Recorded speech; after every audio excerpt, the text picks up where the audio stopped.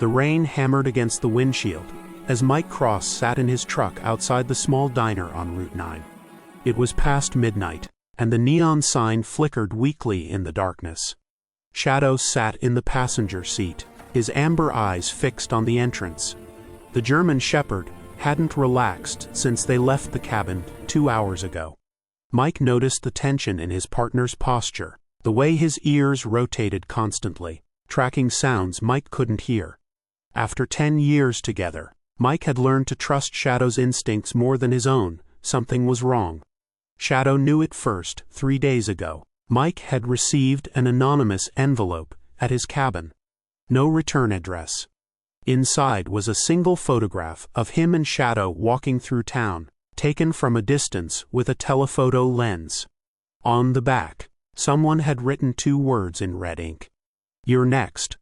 Mike had spent 15 years as a detective before retiring, and he recognized a threat when he saw one.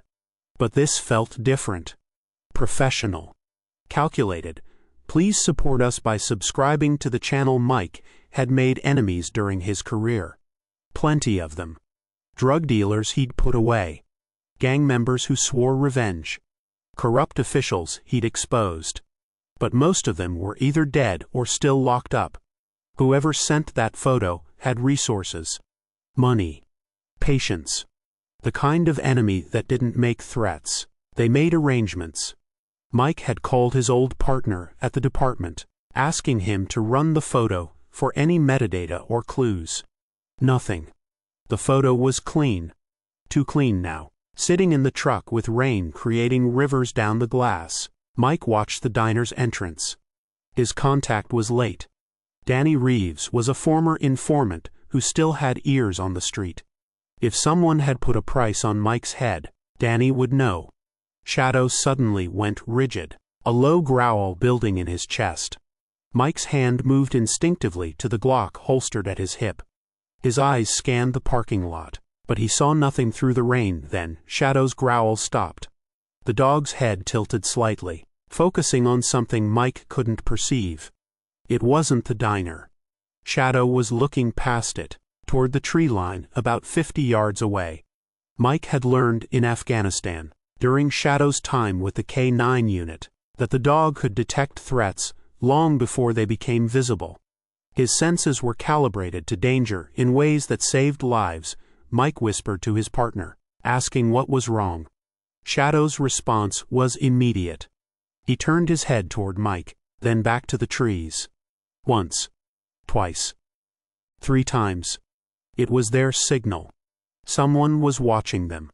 Mike's pulse quickened, but he kept his movements casual. He started the truck, letting the engine rumble to life. If someone was out there with a rifle and a clear shot, sudden movements would be fatal. He needed to appear unaware as he shifted into reverse. Headlights suddenly blazed in his rearview mirror. A black SUV had pulled up directly behind him, blocking his exit. Mike's heart hammered. Shadow was already on his feet, teeth bared, every muscle coiled. The driver's door of the SUV opened, and a figure stepped out into the rain. Danny Reeves. Alive.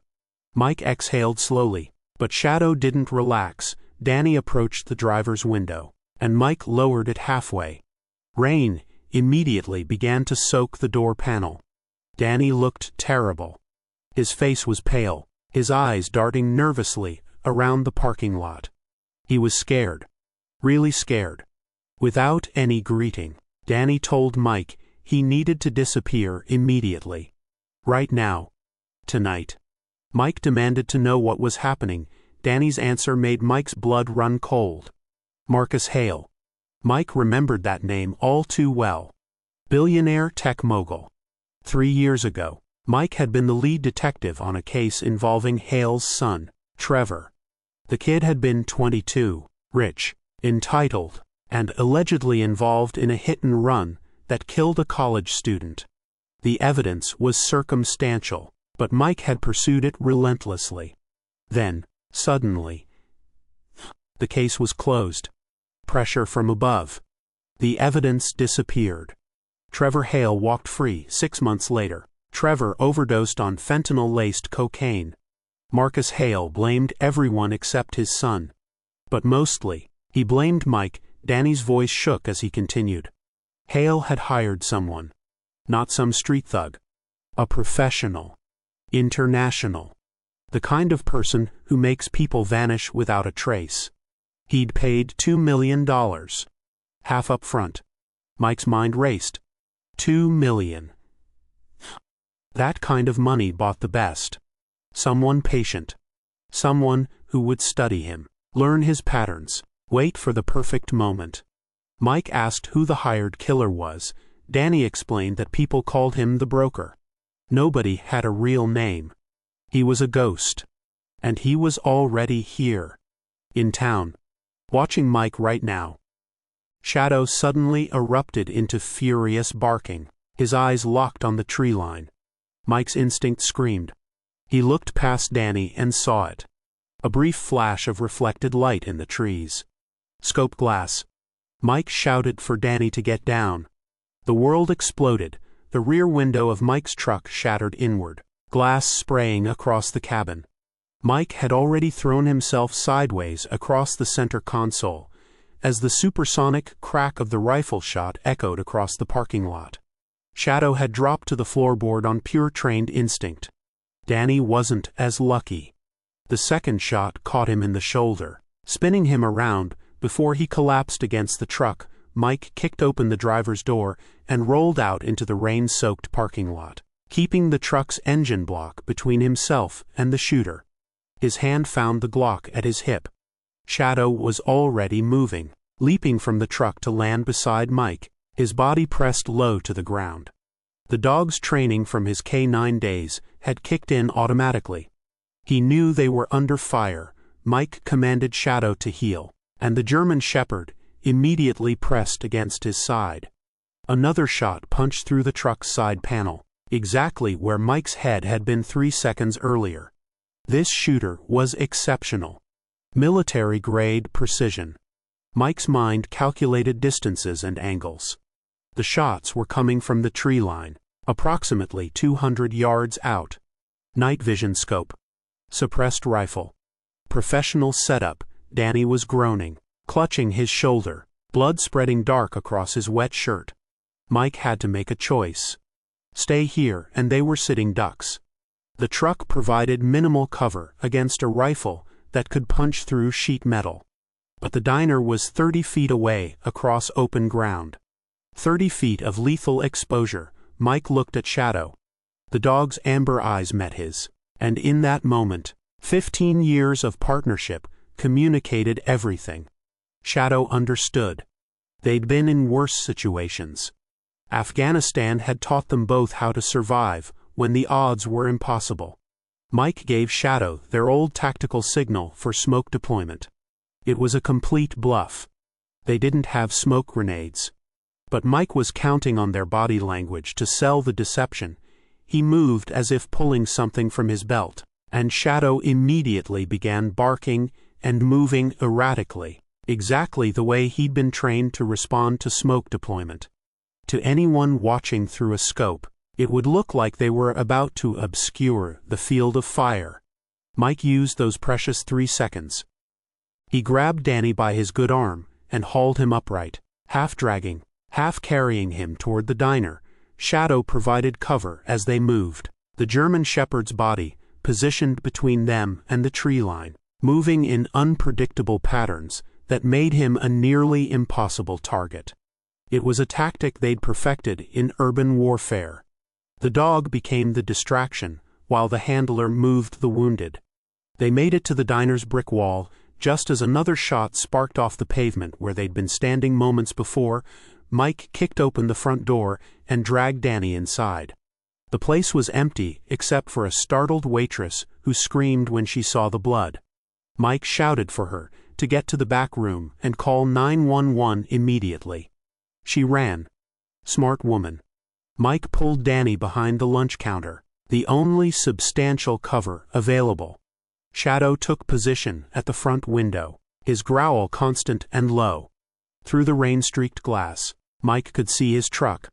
The shooter had stopped firing. That meant he was moving, repositioning for a better angle or preparing to breach. Mike examined Danny's shoulder wound and asked how bad it was. Danny gasped that it was a clean-through shot. It hurt terribly, but he'd live. Then Danny's expression turned more serious. Mike needed to understand something crucial. This guy, the broker, he didn't miss. Ever. If they were still breathing, it was because he wanted them to be. Mike asked why the killer would want that. Danny explained he'd heard rumors that Hale specifically wanted Shadow dead too. Something about making Mike suffer first before finishing him. Mike's jaw clenched. Threatening him was one thing. But Shadow? The dog had saved his life more times than he could count. Shadow was family. The only family Mike had left since his wife died. If Marcus Hale wanted to destroy him, killing Shadow would accomplish that goal perfectly. Shadow suddenly went silent. His body language changed from aggressive to alert. His head tilted, ears rotating independently. Mike knew that posture. Shadow wasn't tracking the shooter anymore. He was tracking something else. The German Shepherd moved to the back door of the diner, his nose working the gap at the bottom. Then Mike heard it too. An engine. Coming from behind the building. The broker wasn't coming through the front. He was flanking them. Mike made a decision. They couldn't stay here. The diner was a trap. One entrance, one exit, and nowhere to run. He needed to get to Danny's SUV. It was still running, parked behind Mike's disabled truck.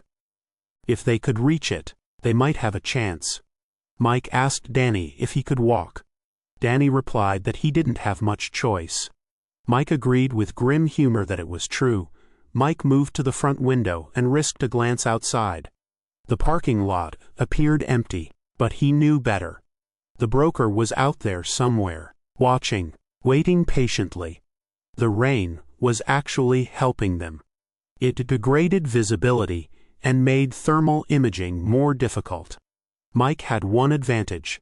Shadow. Mike gave Shadow the scout command. The German Shepherd immediately moved to the door, his body low, every sense engaged and focused. Mike opened it just wide enough for Shadow to slip through. The dog disappeared into the rain-soaked darkness like a ghost.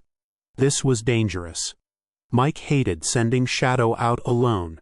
But the dog's ability to detect threats was their only real edge against a professional like the broker. 30 seconds passed, like an eternity. Mike's heart hammered against his ribs. Then he heard it. Shadow's bark. 2 sharp sounds cutting through the rain. Their signal. The path to the vehicle was clear. Mike hauled Danny to his feet and told him they needed to move fast with no stopping. Danny nodded, his face gray with pain and fear. They burst through the door into the rain. Mike's eyes swept the parking lot, while his body shielded Danny from potential threats. Shadow was already at the SUV, positioned on the far side, providing cover with his body. They sprinted across the open ground. Each step felt like it lasted forever.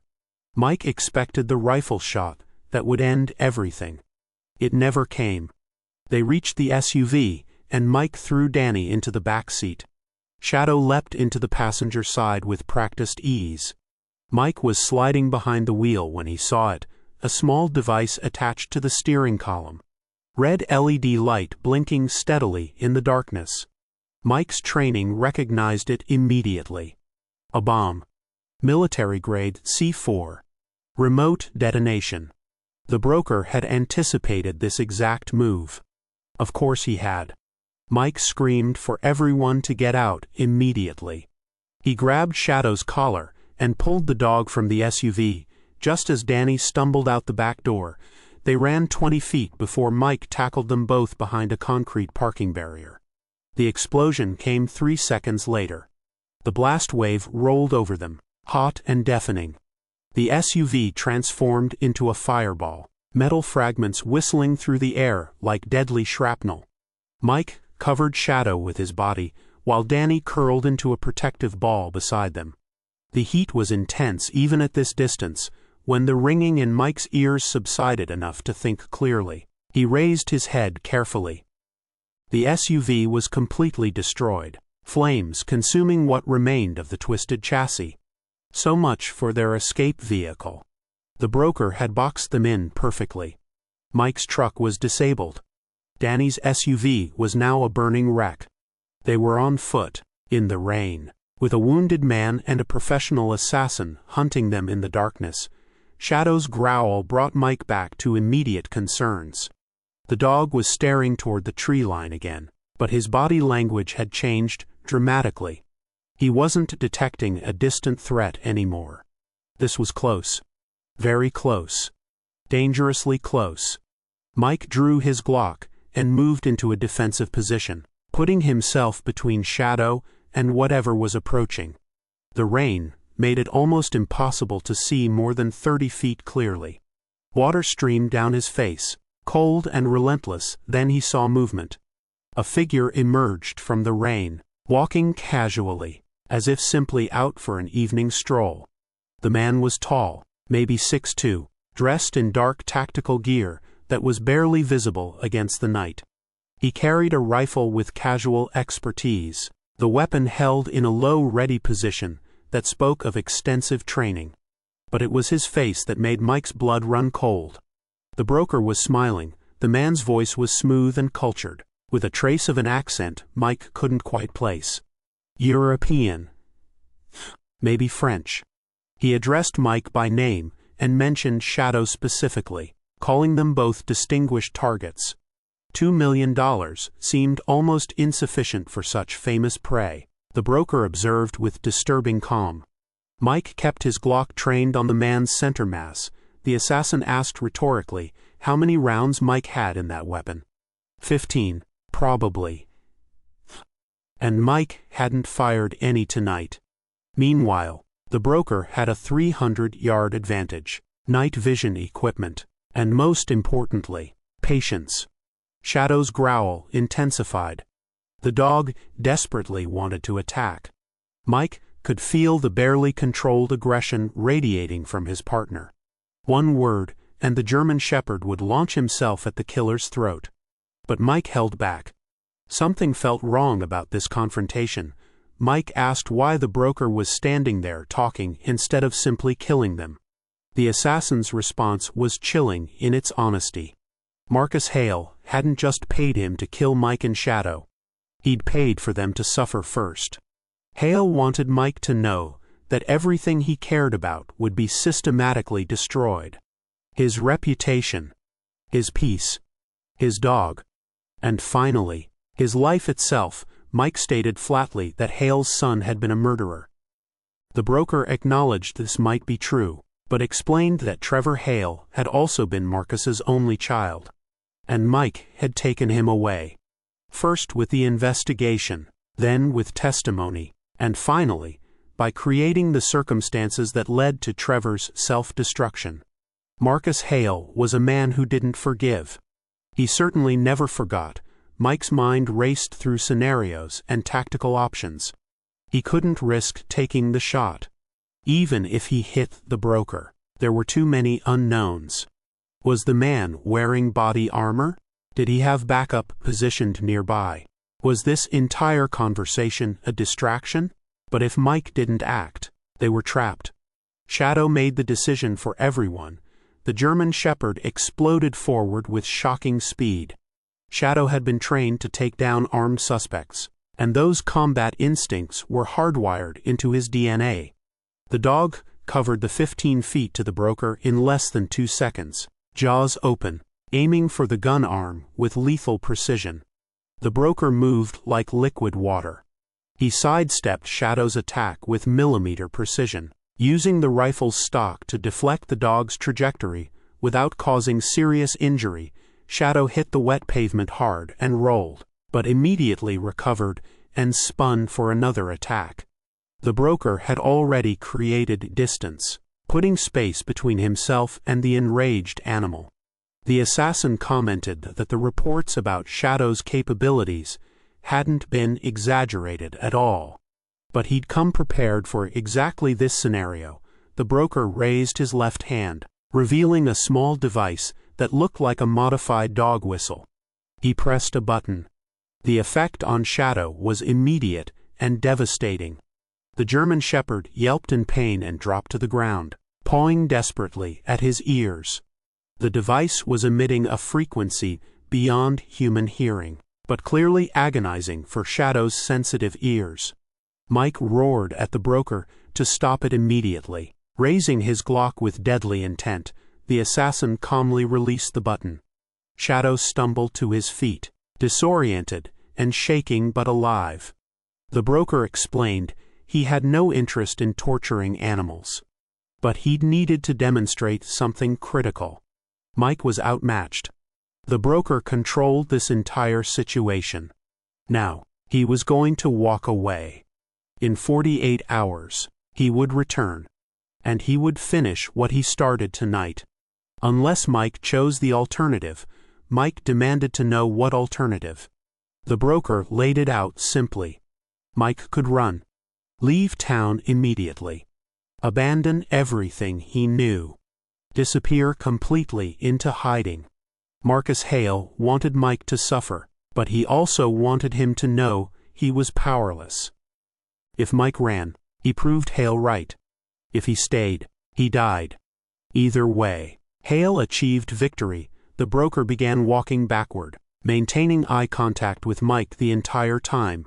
He reminded Mike that he had 48 hours to use wisely, and he should keep Shadow close. It would be unfortunate if something happened to the dog before their final meeting.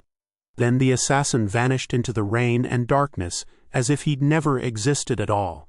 Mike stood frozen, his Glock still raised uselessly, his heart pounding. Beside him, Shadow shook his head repeatedly, trying to clear the lingering effects of that sonic weapon. Danny lay unconscious nearby, his breathing shallow from blood loss and shock. Mike lowered his weapon slowly and moved to Shadow's side.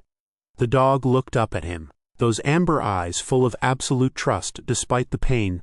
Mike ran his hands carefully over Shadow's head, checking for any injury. The German Shepherd seemed physically okay, just disoriented from the sonic attack.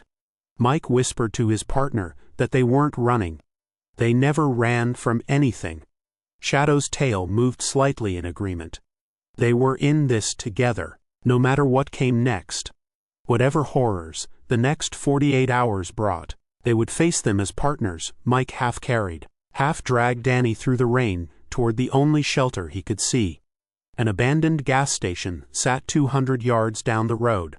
Mike had noticed it when they first arrived at the diner. The windows were boarded up, but it would provide cover and time to think. Shadow stayed close, still recovering but alert. Every few steps, the German Shepherd would pause and scan their surroundings. They reached the gas station, and Mike kicked open the back door, which gave way easily. The interior smelled of mildew and long decay, but it was dry.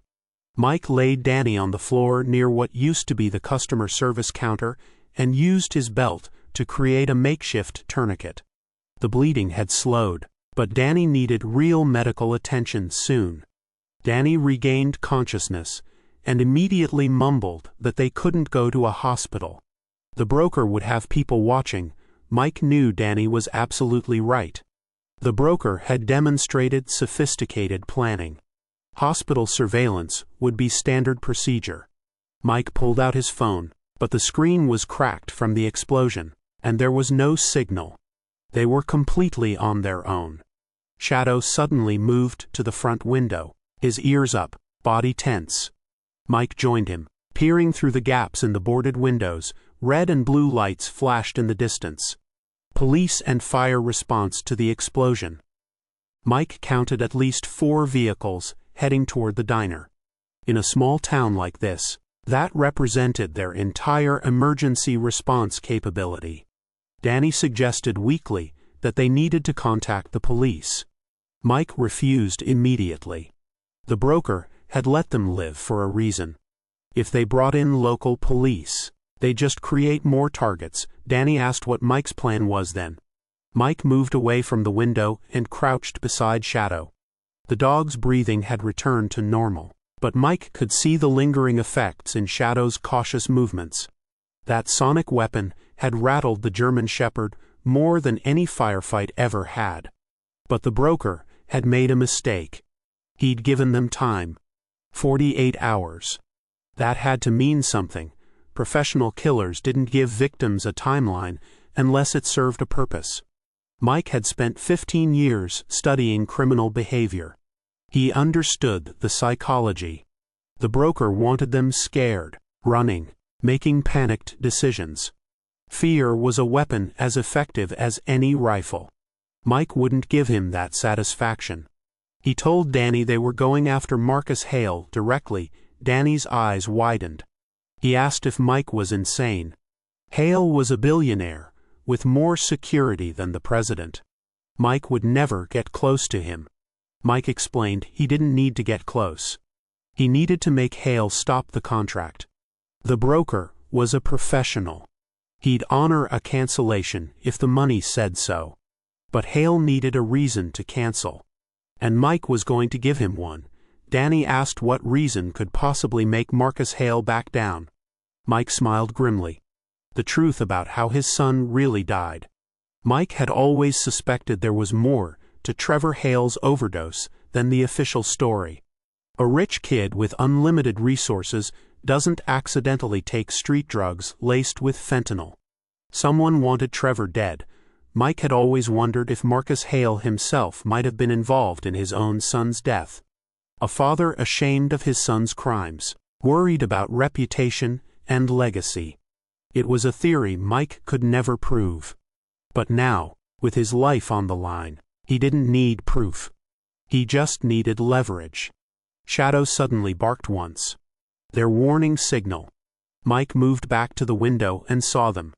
2 police cruisers had broken off from the main response group. The cruisers were slowly patrolling the road, searchlights sweeping the area methodically, looking for survivors or suspects. Mike told Danny they needed to move immediately. Danny asked if he had a choice. Mike replied with dark humor that he really didn't. Not for the second time tonight.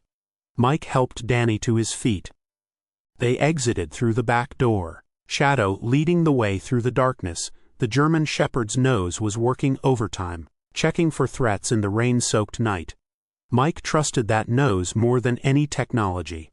Shadow had detected IEDs in Afghanistan with 98% accuracy. If anyone was watching the gas station, Shadow would know. They moved through overgrown grass toward a residential area behind the station.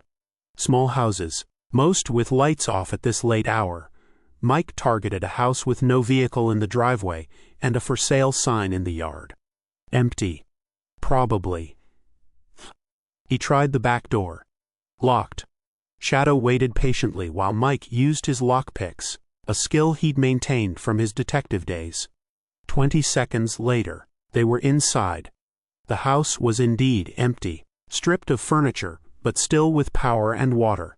Mike settled Danny in the bathroom where he could use the sink. Then Mike conducted a quick security sweep of the property. 2 bedrooms, 1 bathroom, living room, kitchen. Good sightlines from the windows. Only 1 entrance worth defending. It would work for the night. Shadow followed Mike through every room, his presence a constant reassurance. The dog had been with him through divorce, retirement, the death of Mike's father, and countless lonely nights in the cabin. Mike crouched down and looked into Shadow's amber eyes. He apologized to his partner. Shadow should be sleeping by a warm fire, not running for his life. But Mike promised that they were going to end this. The broker. Hale, all of it. And then, they were going back to the cabin, and Shadow was getting the biggest steak Mike could find. Shadow's tail wagged slightly. Trust. That's what the gesture meant.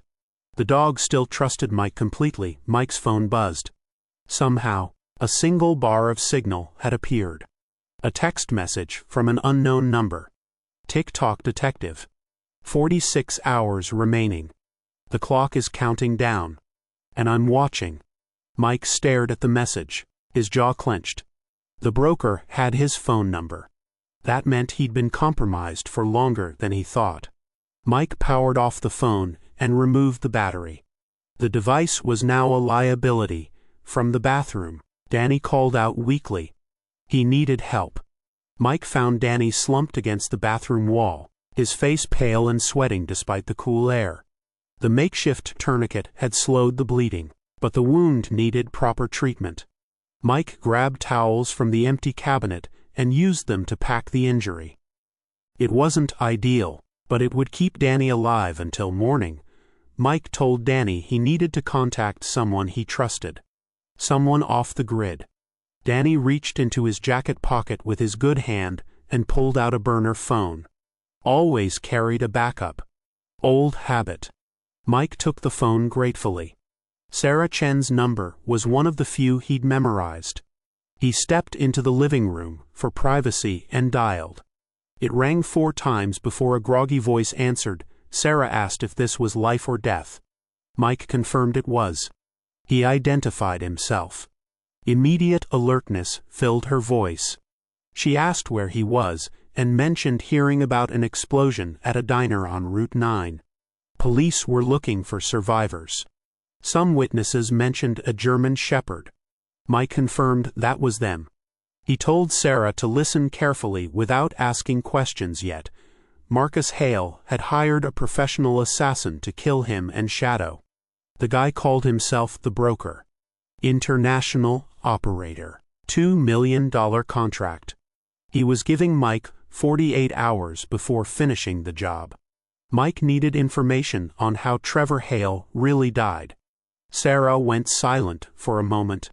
Then she said that Trevor Hale's death was ruled accidental overdose. The case was closed. Mike told her he knew what the file said. He was asking what really happened. Sarah had worked that case after Mike retired. What didn't make it into the official report? Another pause. Mike heard Sarah moving, probably going somewhere private in her house. When she spoke again, her voice was lower. There were inconsistencies. Trevor's toxicology showed fentanyl levels that suggested intentional poisoning, not recreational use. Sarah explained that Trevor's apartment was too clean. Someone had sanitized it before first responders arrived. But the pressure to close the case came from the top. The commissioner himself had called Sarah into his office and told her to accept the medical examiner's conclusion. Mike asked who benefited from Trevor's death. Sarah answered that besides Marcus Hale, Trevor was set to inherit $3 billion on his 25th birthday. That inheritance date was 3 months away when Trevor died. Instead, the entire fortune stayed with Marcus. There was also a sealed civil lawsuit. One of Trevor's former girlfriends claimed he'd assaulted her. With Trevor dead, that lawsuit disappeared too. Mike's mind raced. So Marcus had motive. Sarah warned that motive wasn't proof. And even if Mike was right, what was he going to do? Mike explained his plan to Sarah. He was going to bluff. Hale didn't know what Mike did or didn't have. The billionaire was scared enough of exposure to hire a hitman. That told Mike that Hale had secrets worth protecting. Mike just needed to convince Hale that he was a bigger threat alive than dead. Sarah sighed and said this was insane, even for Mike. Mike asked if she had a better idea. Sarah asked where Mike was right now. Mike gave her the address and told her they were secure for the night. But he needed Sarah to do something. Pull everything she could on the broker. Known associates, past contracts, methods of operation. Anything that might give Mike an edge. And Sarah couldn't tell anyone. Not the department, not her husband, nobody. The broker had resources. If word got out that Sarah was helping Mike, she became a target. Sarah said she was a cop, and being a target came with the territory. Mike insisted she listen. He couldn't have her death on his conscience. Sarah agreed reluctantly. But Mike needed to know something. About an hour ago, Marcus Hale had filed a missing persons report. His daughter, Emily Hale, disappeared that afternoon. She was 19 years old, a sophomore at Columbia University. She was supposed to meet her father for dinner and never showed up. Emily's car was found abandoned near the campus library. Mike's blood went cold. He asked Sarah what she was saying. Sarah explained the timing was suspicious. Mike got targeted by an assassin, and suddenly Hale's daughter vanished. That didn't feel like a coincidence. Mike's detective instincts kicked into high gear. If Emily Hale was missing, that changed everything. Either she was another target of the broker, which made no sense, or someone else was involved.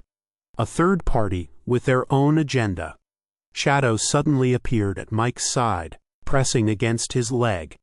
The dog sensed Mike's distress. Mike absently ran his hand over Shadow's head, the contact grounding him. Sarah said she needed everything on Emily Hale. Friends, boyfriends, known associates, recent activities. Sarah said she was already on it. She told Mike to be careful. If Hale thought Mike was involved in his daughter's disappearance, he'd come after Mike with everything he had. Mike replied that maybe that was exactly what they needed. He ended the call and looked down at Shadow. The German Shepherd stared back, those amber eyes full of intelligence and understanding. They were in deep now, with threats coming from multiple directions. But they'd been in worse situations. Afghanistan had taught them both that survival wasn't about having the best weapons or the most resources. It was about adaptability, trust, and refusing to quit. Mike asked Shadow if they were crazy for staying in this fight. Shadow's tail wagged once. No hesitation. They were in this together. From the bathroom, Danny called out again. He said Mike should see something. Mike found Danny standing at the bathroom window, looking out into the backyard. Following his gaze, Mike saw it. A small drone, hovering about 50 feet away, its camera pointed directly at the house. As Mike watched, a bright red laser appeared on the bathroom wall. Not targeting them. Just a message. The laser traced 2 words in the darkness. Found you. Mike grabbed Danny and pulled him away from the window, just as the drone's camera flashed twice, capturing images. Shadow was already barking furiously at the glass. The drone lingered for another 5 seconds, then accelerated upward and disappeared into the rainy darkness. The broker wasn't attacking. He was proving a point. Nowhere was safe. Danny said they needed to move right now. Mike refused. That's what the broker wanted. Them running, panicked, making mistakes. The assassin was playing psychological warfare. He could have rigged this house with explosives while they'd been here. He could have breached 5 different ways. But he didn't.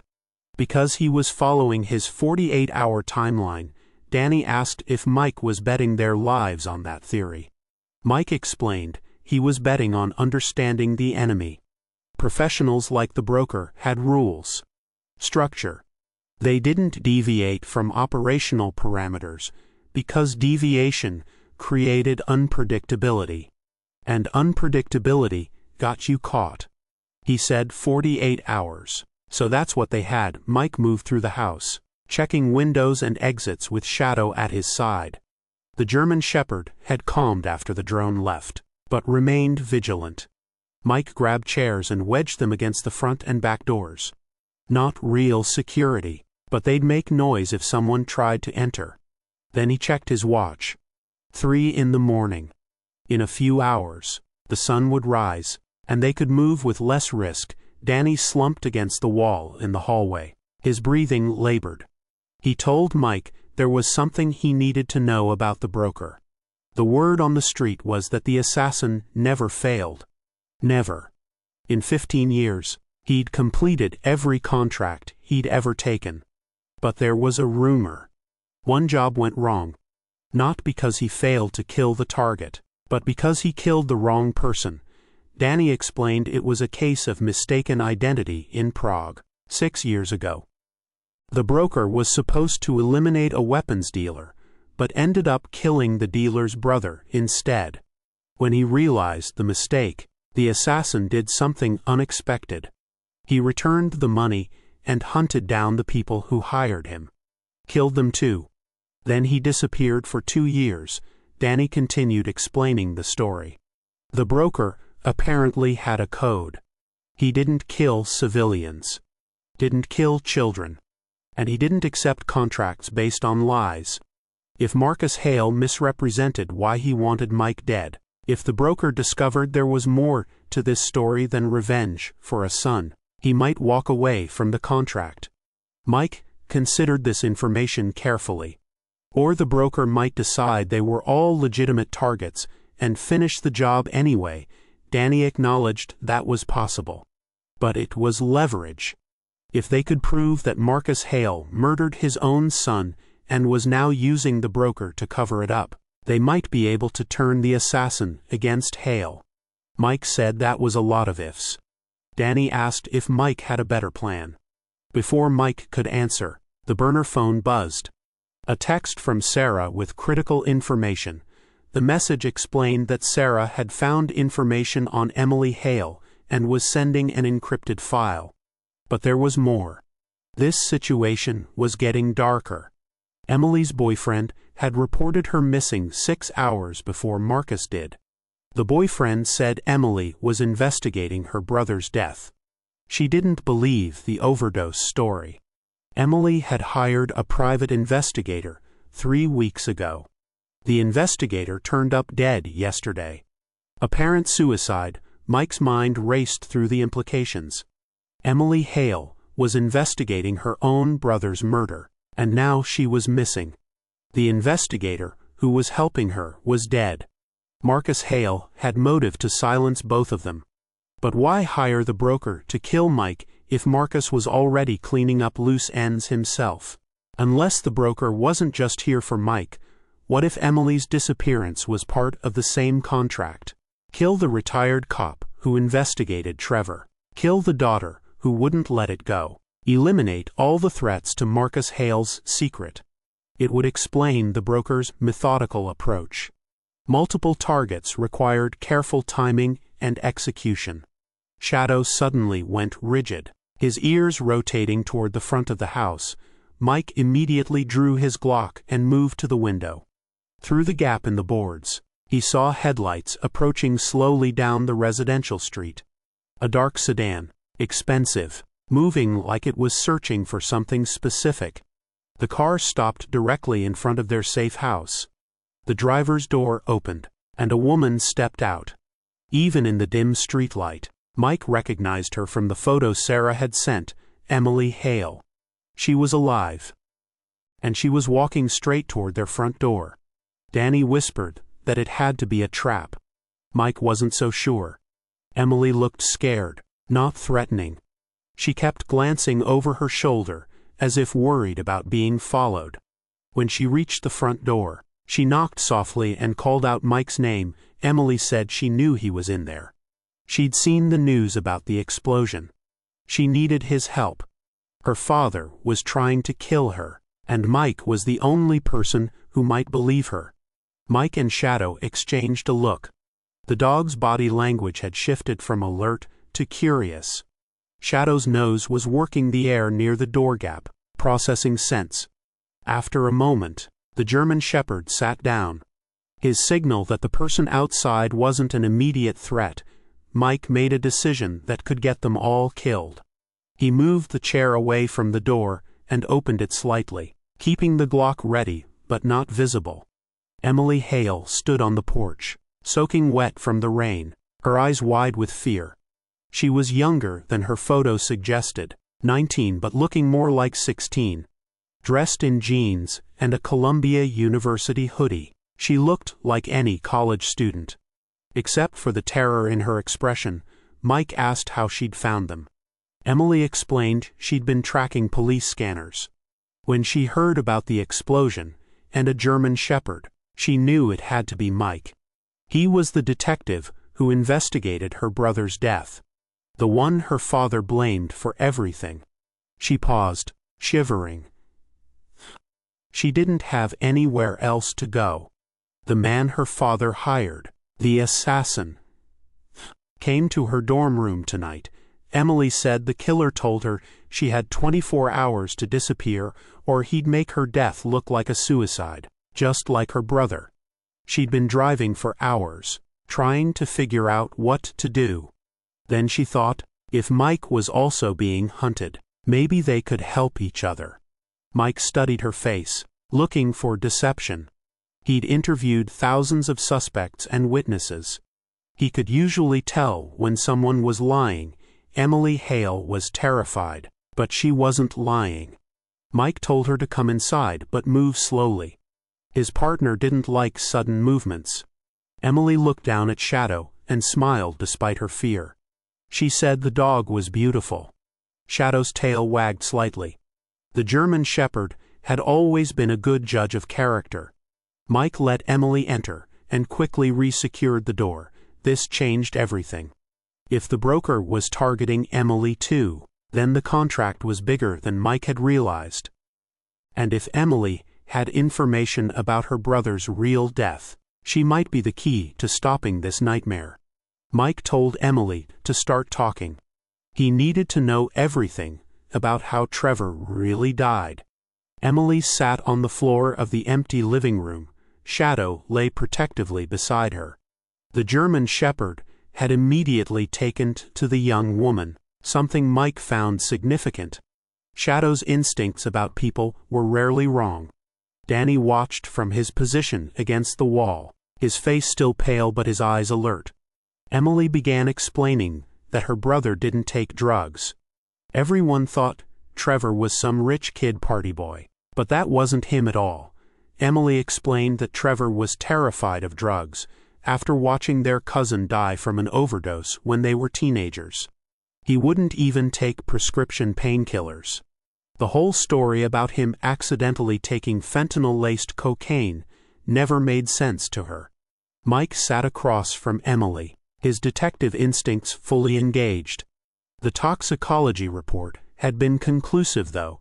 Emily said the toxicology report was manufactured. 3 weeks ago, she'd hired a private investigator named Robert Chen. He used to be a medical examiner before going private. Emily asked him to look into Trevor's death. Robert got access to the tissue samples through a contact at the coroner's office. When he tested them himself, he found something interesting. The fentanyl in Trevor's system wasn't consistent with recreational drug use. The distribution pattern suggested it was administered intravenously, probably while Trevor was unconscious or restrained. Mike leaned forward. That was murder. Emily agreed. That's exactly what Robert said. He was going to take his findings to the state police. Then, 2 days ago, Robert turned up dead in his apartment. Single gunshot wound to the head, staged to look like suicide. But Robert was a devout Buddhist. He would never take his own life. Emily's voice cracked. She knew then that her father was cleaning up loose ends. And she was next. Mike asked why her father would kill Trevor. His own son. Emily laughed bitterly.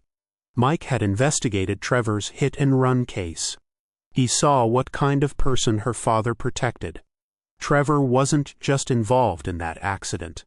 He was driving drunk, high on cocaine that their father's money helped him access, and he ran down Sarah Martinez, a 21-year-old pre-med student. She died in the street while Trevor drove away. Mike tried to hold Trevor accountable. Marcus made sure Mike failed. Mike said he knew all that. But that gave Marcus motive to hate him, not to kill Trevor. Emily explained that Trevor was going to confess. The guilt was destroying him.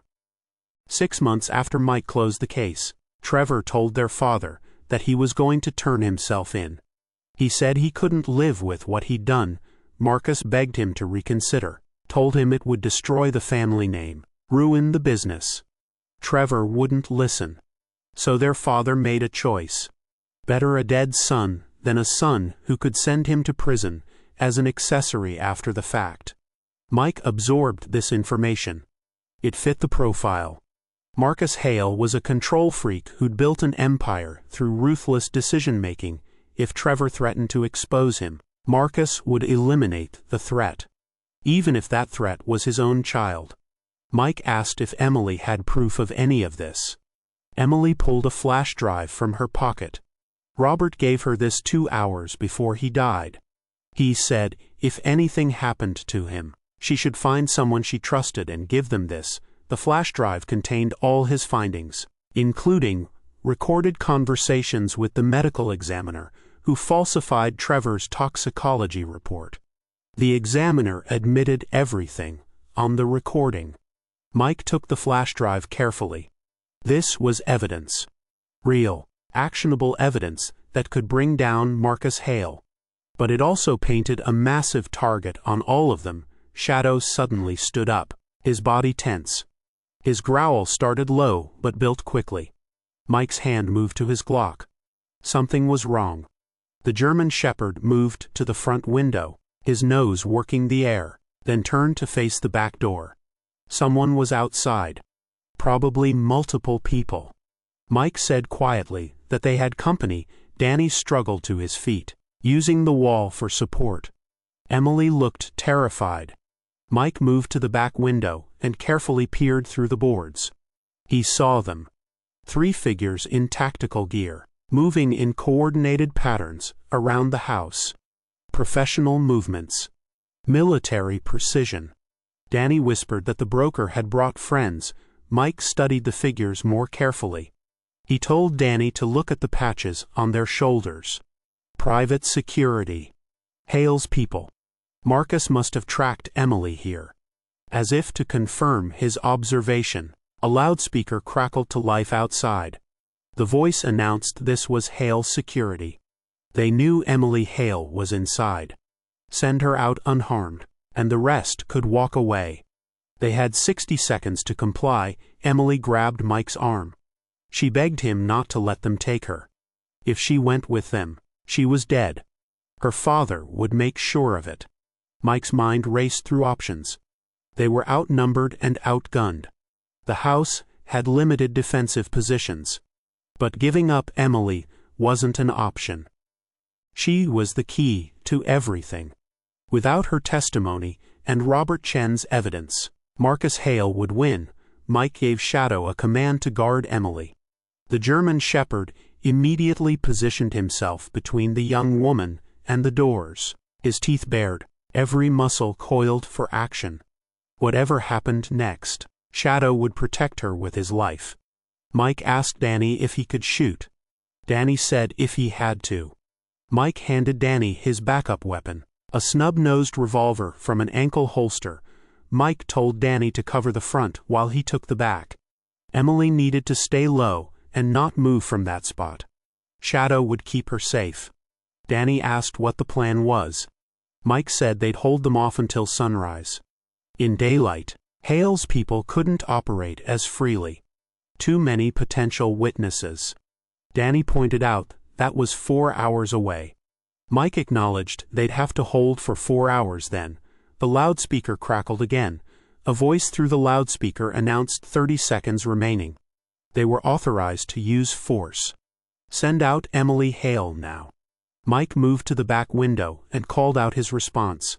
Emily Hale wasn't going anywhere. Tell Marcus his daughter knows what he did. Tell him they have proof. And tell him that if anything happens to any of them, that proof goes to every news organization in the country. Silence followed. Mike could almost feel the security team communicating with their employer, asking for new instructions. This standoff had just become more complicated for Marcus Hale. If he ordered his people to storm the house, he risked Emily surviving and exposing him. But if he backed down, he gave Mike time to prepare a countermove. A loudspeaker crackled a 3rd time.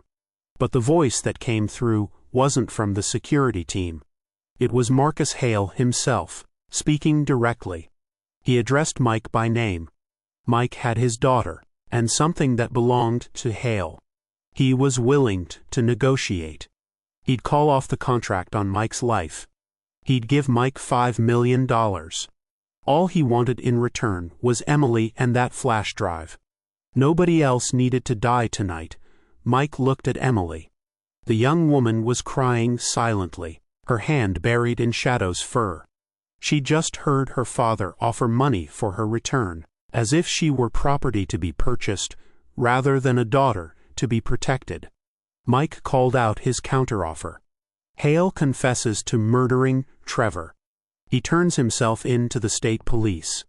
And Emily gets to live her life without looking over her shoulder. Otherwise, the evidence goes public. Laughter came through the loudspeaker. Hale asked if Mike thought he could threaten him. He had 20 armed men surrounding that house. He could end this in 3 minutes if he wanted to. Mike asked why Hale was negotiating then. More silence. Mike had scored a point. Hale was afraid. Not of Mike's gun or Danny's weapon or even Shadow's teeth. He was afraid of exposure. Hale said he'd give them until dawn. 6 in the morning. If Emily and the flash drive weren't outside by then, he'd order his team to breach. And the broker would still fulfill his contract. Even if Mike somehow survived tonight, the assassin would find him, eventually. That's what $2 million bought. Patience. The loudspeaker went dead. Mike checked his watch. 4 hours and 17 minutes until dawn. 4 hours to figure out how to survive this and stop Marcus Hale permanently. Shadow returned to Emily's side, and the young woman buried her face in the dog's fur, sobbing quietly. Danny asked if they were really going to make it. Mike looked at his wounded friend, then at Emily, then down at Shadow. The German shepherd stared back at him with absolute trust. They'd survived Afghanistan together. They'd survived corrupt cops, dangerous criminals, and countless threats. They'd survive this too. They had to. Mike said they would make it with more confidence than he felt. They always did. Mike paced the small living room, his mind working through scenarios. Shadow tracked his movements, alert but calm, picking up on Mike's focused energy rather than stress. Emily had stopped crying and was now watching Mike with hope flickering in her eyes. Danny kept his position at the front window, the revolver steady despite the pain from his wounded shoulder. The burner phone buzzed. Sarah calling. Mike answered immediately and asked if she had something. Sarah's response was better than something. She'd found the broker's real identity. His name was Alexander Rousseau. Former French Foreign Legion, specialized in counter-terrorism before going private 15 years ago. He wasn't just some hired killer. He was ex-military intelligence. Sarah explained the interesting part. Rousseau's sister was killed by a drunk driver in Paris 12 years ago. The driver was the son of a wealthy industrialist who used money and influence to avoid prison. The parallel to Trevor Hale's hit and run was impossible to miss. If the broker knew that Marcus Hale was trying to cover up his son's crimes by killing Mike and now his own daughter, it might violate his operational code. Sarah referenced what Danny had mentioned about the Prague incident. Rousseau didn't accept contracts based on false pretenses. He definitely didn't help parents cover up their children's murders. Mike asked how they could get this information to Rousseau. Sarah said she was working on that. She had a contact in Interpol who'd been tracking Rousseau for years. They had an emergency protocol for communicating with him when international agencies needed his cooperation. It was complicated, but basically, they could get a message to the assassin through an encrypted channel he monitored. Sarah told Mike to hold on while she composed the message. She'd tell Rousseau everything. About Trevor, about Emily, about Marcus Hale's real motives. If they could turn the broker away from this contract, they had a fighting chance. Mike asked how long until Sarah could get the message to Rousseau. She estimated 20 minutes, maybe 30. Her Interpol contact was in Brussels. Time zones were working against them. Mike said they might not have 30 minutes. Hale's people could breach any moment. Sarah told him to hold them off. He was good at that. She ended the call. Mike turned to face his small group. Shadow sat at attention, ever faithful. Danny kept his eyes on the window. Wounded but determined, Emily clutched the flash drive that could destroy her father's empire, terrified but brave. They were an unlikely team, but they were all Mike had. He told them what was going to happen. They were going to make Marcus Hale think they were running. They'd stage a breakout through the back door, make it look desperate and panicked. His security team would pursue, which would thin out their perimeter. Once the security forces were spread out, they'd double back and use the confusion to reach the road. There was a 24-hour convenience store 4 blocks north. Security cameras, witnesses, public space. Hale couldn't operate openly there. Danny said it was a terrible plan. Mike asked if he had a better one. Danny admitted he didn't. That's why it was terrible. Emily stood up, her jaw set with determination. She asked what Mike needed her to do. Mike told her to stay close to Shadow. No matter what happened, don't leave his side. The dog would protect her better than any bulletproof vest. Mike looked at Shadow and gave the protect command. Shadow immediately moved to Emily's side. His body pressed against her leg. The command meant Shadow would attack anything that threatened this person, even at the cost of his own life. It was a command Mike rarely gave because of the risk to Shadow, but circumstances demanded it. Mike moved to the back door and prepared their escape. He grabbed chairs and positioned them to make maximum noise when they moved. He wanted Hale's security team to hear them coming. Mike announced they had 3 minutes. Everyone should check weapons, take deep breaths, and remember, they weren't trying to win a fight. They were trying to survive long enough for help to arrive. Danny asked what help. Mike said the kind that costs $2 million and might just have a conscience. Mike grabbed the back doorknob, counted to 3, and threw it open. He immediately fired 2 shots into the air, creating noise and chaos. Shadow barked furiously, adding to the confusion. Emily screamed, genuinely terrified. Danny provided cover fire from the front, forcing the security team to split their attention. They burst through the back door into the rain-soaked yard. Mike led them toward the fence line, Shadow and Emily close behind. Danny brought up the rear despite his wound. Shouts erupted from the security team as they responded to the breach. Mike heard running footsteps, tactical communications, the metallic sound of weapons being readied.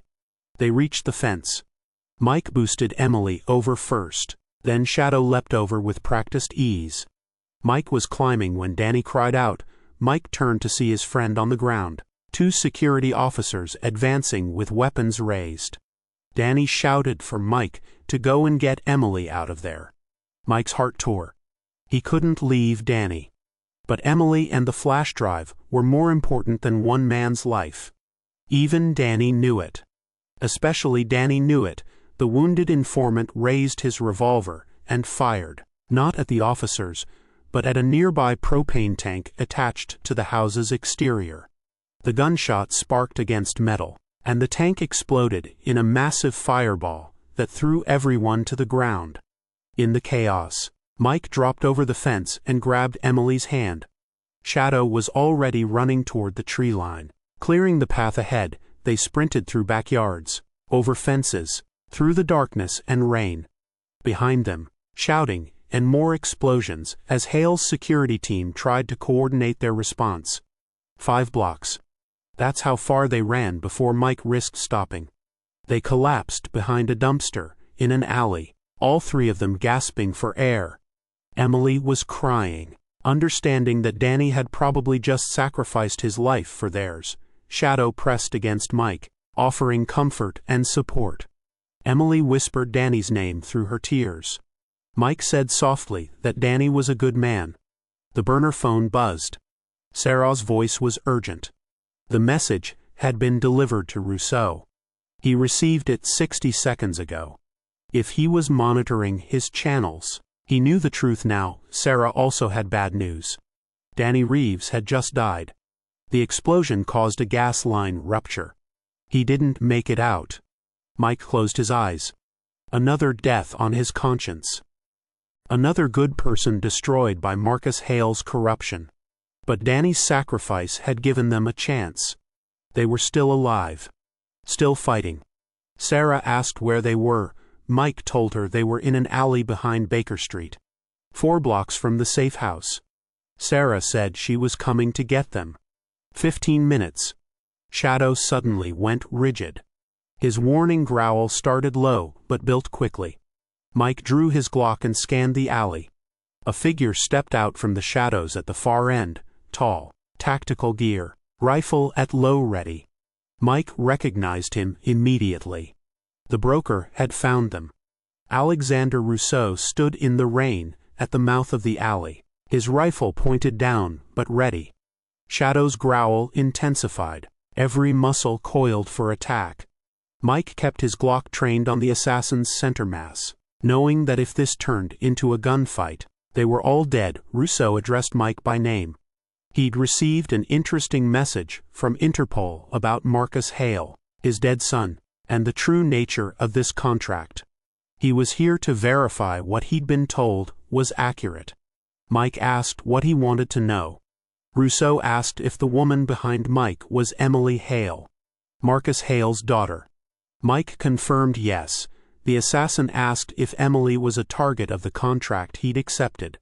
Mike explained she was investigating her brother's murder. Hale wanted her dead before she could expose him. Rousseau took a step forward. Shadow's barking erupted, a furious warning. The broker stopped, studying the German Shepherd with professional appreciation. He commented on Shadow's impressive discipline. Even now, with his partner's life in danger, the dog awaited the command to attack. Such loyalty was rare. Mike said Shadow had been with him through everything. Shadow was family. Rousseau said he understood. He'd had a dog once, before his career made such attachments impossible. A Belgian Malinois named Noir who died protecting him from an ambush, which was why Rousseau needed to know the truth. Was Trevor Hale's death truly murder by his father's hand? Emily stepped forward, despite Mike's attempt to hold her back. She held up the flash drive. Her father killed her brother. She had proof. Recordings of the medical examiner, admitting he falsified the report. Evidence that Trevor was murdered to prevent confession. Her father wanted Rousseau to kill everyone who knew the truth, including his own daughter. Rousseau lowered his rifle completely. He'd been told Trevor died from a drug overdose, and that Mike had driven him to substance abuse. He was told Emily was threatening her father with extortion using false accusations. He was told Mike was a corrupt former detective who'd stolen evidence. Mike said they were all lies. Rousseau agreed. All lies. He didn't accept contracts based on false pretenses. More importantly, he didn't help fathers murder their children. His contract with Marcus Hale was void. Mike asked suspiciously if it was really that simple. Rousseau said not simple. Hale would discover that voiding a contract carried severe consequences, but Mike, Shadow, and Emily were no longer targets. In fact, Rousseau was going to help them. The assassin touched his earpiece and spoke in rapid French. Mike caught enough words to understand Rousseau was calling off surveillance and repositioning his own assets. The broker had a team, and he was redeploying them to help.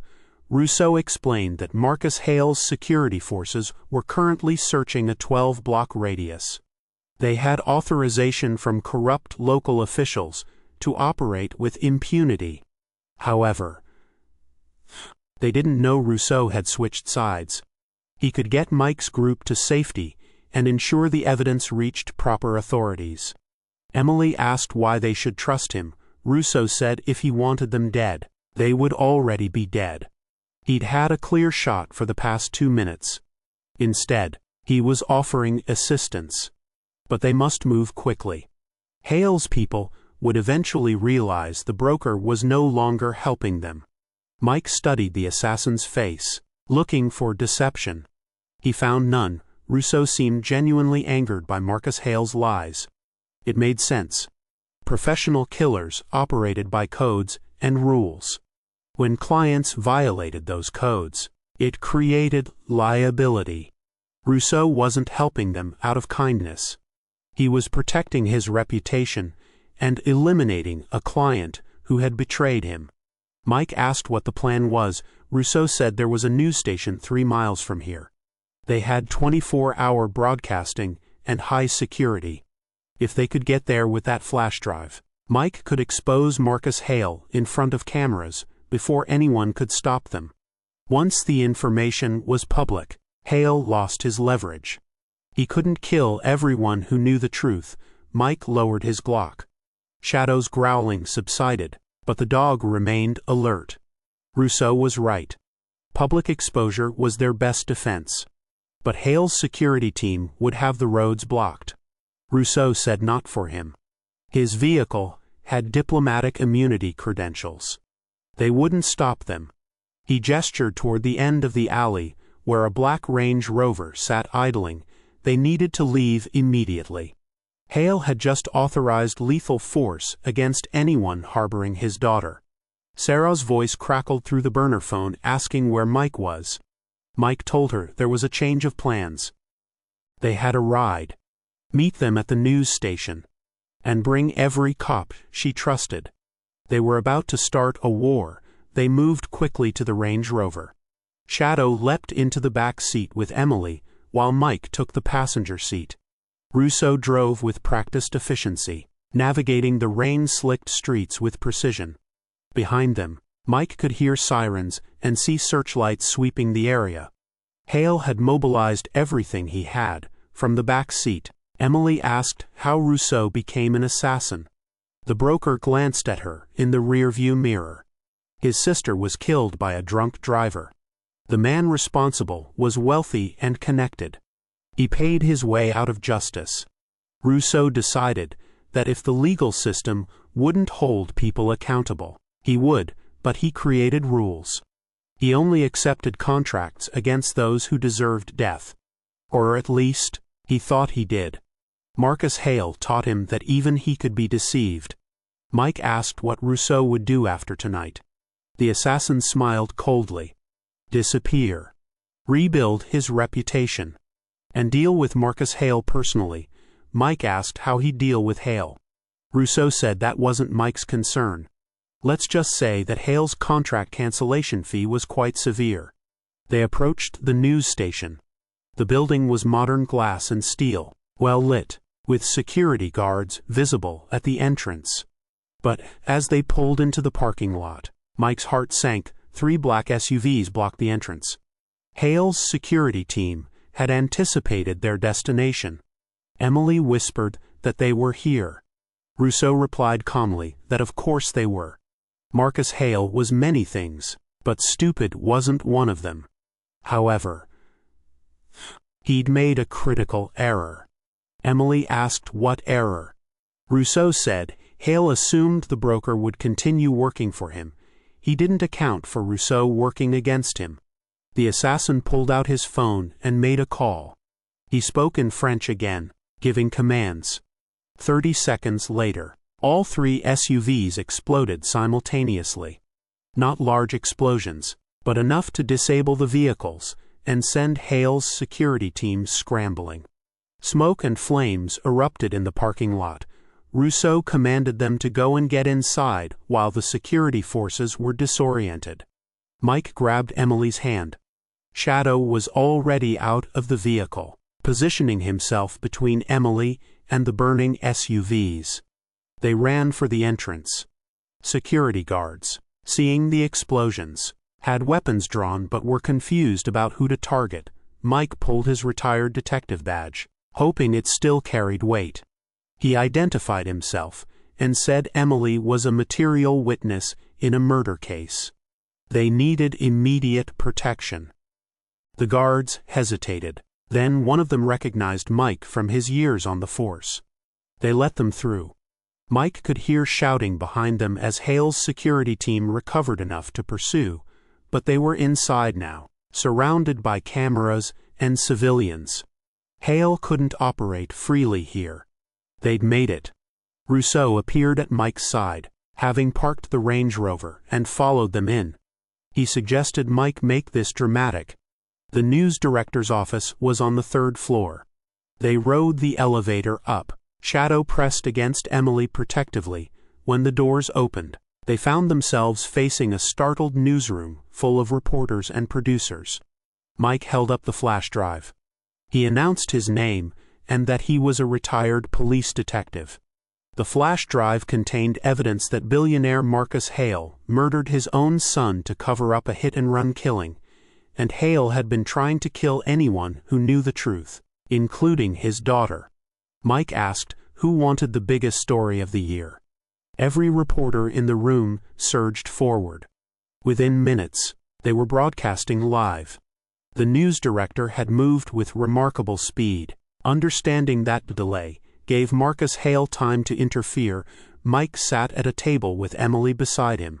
Shadow lay at Emily's feet, calm now that they were secure. Rousseau had disappeared, as Mike expected. The broker wouldn't risk exposure. But his help had been invaluable. Mike and Emily told their story on live television. The evidence was undeniable. Robert Chen's recordings. The medical examiner's confession. Trevor's murder. The broadcast went viral within minutes. By sunrise, arrest warrants had been issued for Marcus Hale and everyone involved. The investigation would take months, but the outcome was inevitable. Mike stood at the news station's window, watching the sun rise over the city. Shadow sat beside him. Emily joined them. Exhausted but alive, she asked what happened now. Mike told her she'd testify, help put her father in prison, finish her degree, and live her life. Emily asked about Mike. He said Shadow and he were going back to the cabin, back to peace and quiet. At least until the next crisis found them. Emily thanked Mike and Shadow for saving her life. Mike said she saved her own life by being brave enough to investigate. Sarah arrived with news that Marcus Hale had been arrested. State police also found the medical examiner dead. Real suicide this time, with a note confessing everything. Rousseau was tying up loose ends. Mike asked about Danny. Sarah said his family was devastated, but proud. Danny died a hero. They left the news station as the sun fully cleared the horizon. Sarah drove them back toward Mike's cabin. Shadow dozed in the back seat, finally relaxed. Emily asked if she could visit sometime. Mike said she was welcome anytime. They drove through the mountains toward home. Mike reached back and rested his hand on Shadow's head. The German shepherd's eyes opened, meeting Mike's gaze. 10 years together had created a bond deeper than words. Mike whispered that Shadow was the best boy. Shadow's tail wagged slowly. The cabin appeared around the final bend, small, isolated. Perfect. Mike's sanctuary from the world. They'd survived. Justice would be served. And he and Shadow could return to their simple life. At least until the next time someone needed help. Because Mike knew he'd never truly stop being a detective.